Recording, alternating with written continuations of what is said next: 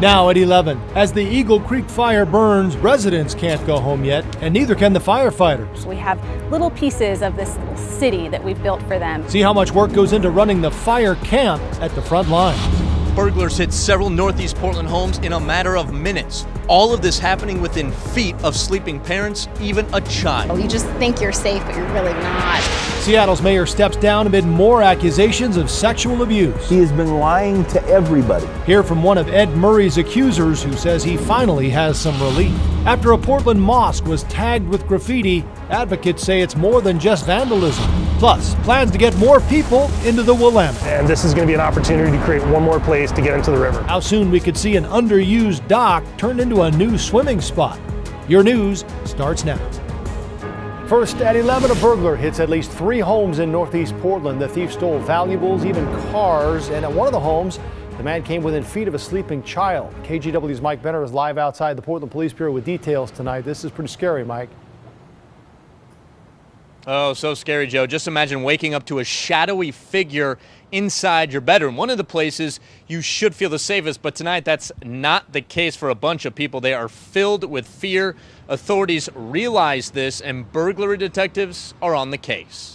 Well, I can show you. After 2.5 years in his home in the Argay neighborhood, Mike Mead is beefing up security. I've changed some of the locks or added locks and stuff on the inside. Never had a problem. Early Tuesday morning, he said, somebody broke inside his home at the corner of Northeast 135th and Fremont. I didn't really think about it, but I guess it really is a home invasion when people are home and people come into your house. Mead says the intruder walked right into the bedroom where his son, daughter-in-law, and 2-year-old grandson were sleeping. I thought maybe I was dreaming. I wasn't sure, so I didn't react to it, and it was probably a good thing. Daisy Mead says the bad guy grabbed her keys and took off in her 2015 black Honda Civic. She says with her family in the middle of a move, the car was packed with a lot of important things. A box full of documents from tax returns, Social Security, birth certificate, all our shoes, diapers, car seat. Investigators say the burglar or burglars hit 2 other homes in the area,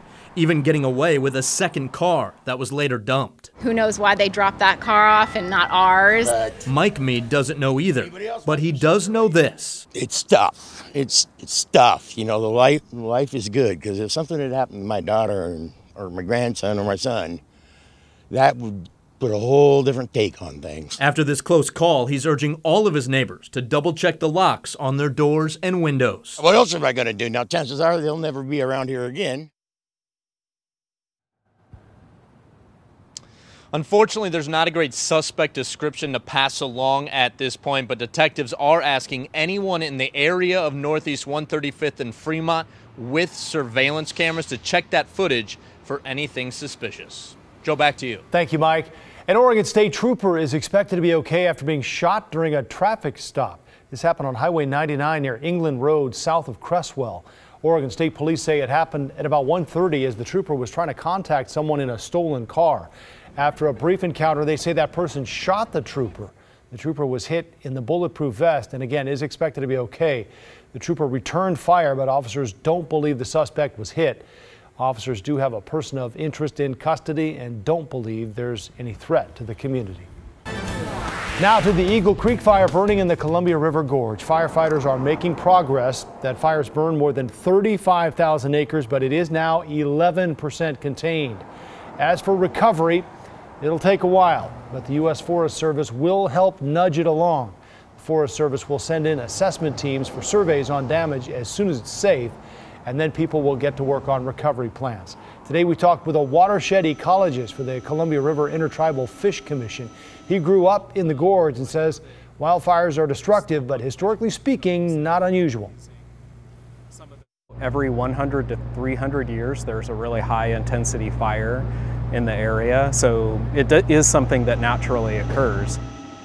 You can expect to see a lot of help from the Forest Service in the scenic areas of the gorge, but less repair work in the wilderness areas, and that includes much of Eagle Creek. The trail will be repaired, but experts told us there likely won't be much other restoration work in that area. There are more than 900 firefighters battling the Eagle Creek fire, and for now, they're calling the Hood River County Fairgrounds home. That's the site of the team's massive fire camp. It's where they sleep, shower, and eat. Firefighters get 3 well-rounded meals a day. The caterer there says he'll go through 1,000 pounds of food on any given day. There's also a medical area, even a place to do laundry. Crews say it's like a miniature city. All of these other little pieces work together to make sure that the men and women that are out there, they're well informed, they're well taken care of, and they're safe so they come home every night. A camp like this can be set up in just a couple of days. It'll be at the Hood River County Fairgrounds for as long as necessary. To help with wildfire relief, the Red Cross is relocating one of its shelters.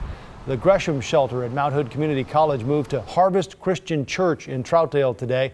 The Red Cross says its 2 shelters are helping about 170 people find food, medical care, and support since this fire broke out.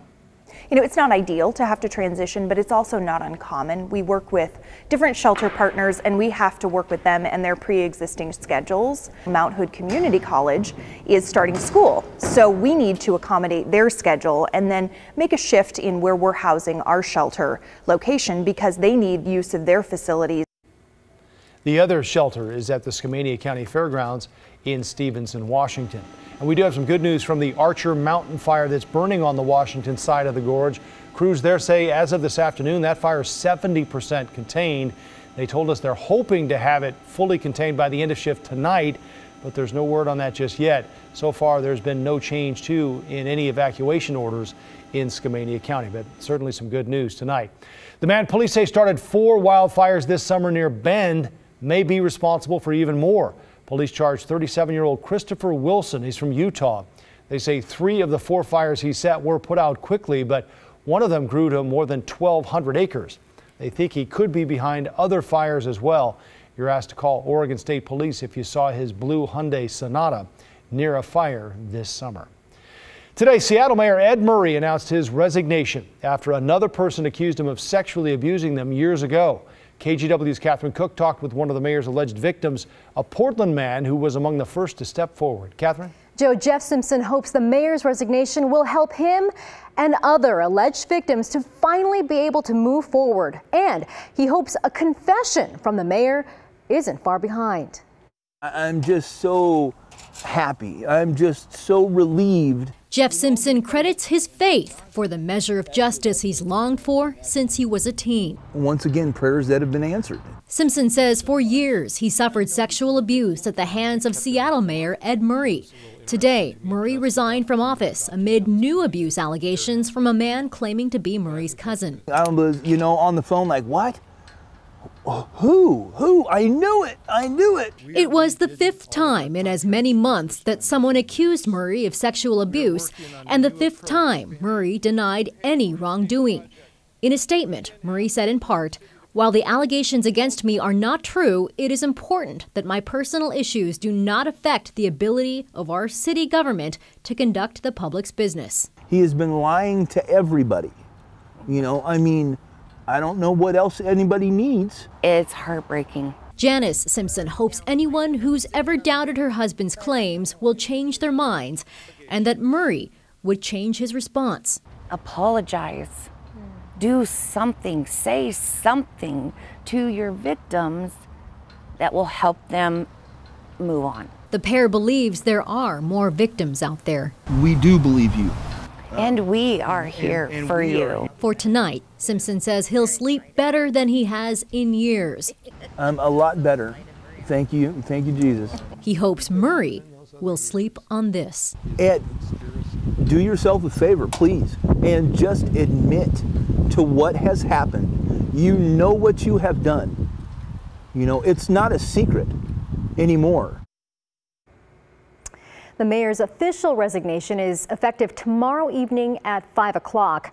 Seattle's council president will take over as mayor, at least for the next week. Joe, back to you. Thank you, Catherine.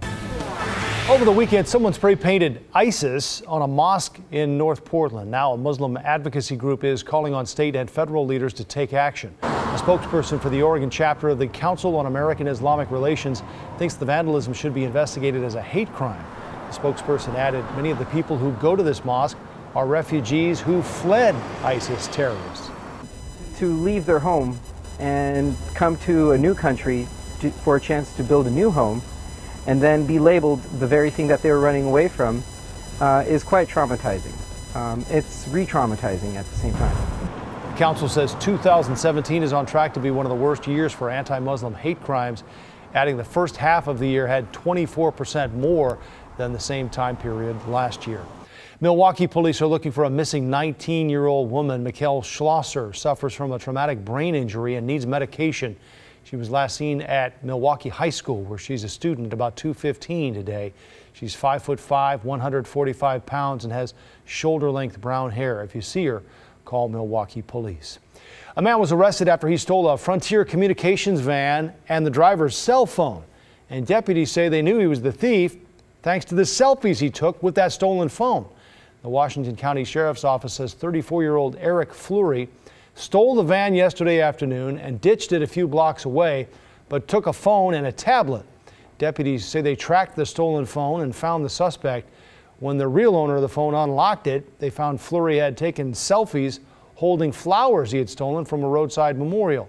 He also logged into Facebook Messenger on the stolen phone and told his girlfriend he had stolen a van, was running from police, and was not going to jail. Deputies arrested him and took him to jail. City Commissioner Dan Saltzman says he will not run for re-election. Saltzman had served 5 terms on the Portland City Council, and in a statement he said he came to the conclusion that he would have a better chance to tackle issues like child welfare, foster care, and domestic violence out of office. I also feel that a lot of the issues that I've been passionate about, I've made solid accomplishments in, helping children, getting children's levy passed by voters 3 times now, establishing a Gateway Center for Domestic Violence Services. A lot of my issues I'm passionate about, I think I've sort of checked those, made my check marks there. Saltzman added he hopes his soon-to-be open seat on the City Commission encourages others to consider running for office. In fact, 2 people have already announced plans to run. Local NAACP President Joanne Hardesty and Multnomah County Commissioner Loretta Smith. Tonight we got a closer look at ODOT's plans to improve I-5 in the Rose Quarter. ODOT laid out the proposals tonight at an open house. Those include roadway improvements, highway covers, an auxiliary lane between I-84 and I-405, and a new pedestrian and bicycle bridge over I-5. Construction is a long way off, as early as 2023. The next step is an environmental impact study. If you couldn't make the meeting and want more detailed information, there is a project website. You'll find that at i5rosequarter.org.